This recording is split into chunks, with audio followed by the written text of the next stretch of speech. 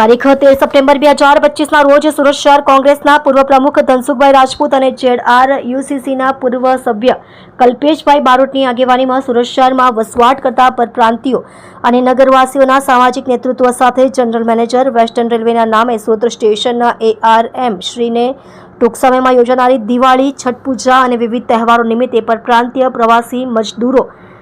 પોતાના વતન પાછા જાય તે સમયે ભૂતકાળમાં થયેલ ઘટનાઓ ફરીથી ન બને તે માટે અનેક રૂટો ઉપર નવી ગાડીઓ, હોલિડે સ્પેશિયલ ગાડીઓ અને રૂટોનો વિસ્તાર અને અનેક સ્ટેશનો ઉપર ગાડીનું સ્ટોપેજનો સમય વધારવા માટે આવેદનપત્ર સોંપવામાં આવ્યું. આવેદનપત્રમાં અનેક મુદ્દાઓ સહિત લોકોના પ્રશ્નો અને સ્થાન આપવામાં આવ્યું, જેમ કે સુરતથી ભુસાવળ જતી દરેક ગાડીઓમાં અમલનેર, સિંદખેડા અને ધરણગાંવ જેવા સ્ટેશનો પર સ્ટોપેજ આપવું હોય કે ઓરિસ્સા રાજ્યમાં જતી પૂરી લાઇનની ટ્રેનોને ડાયવર્ટ કરીને ગંજામ અને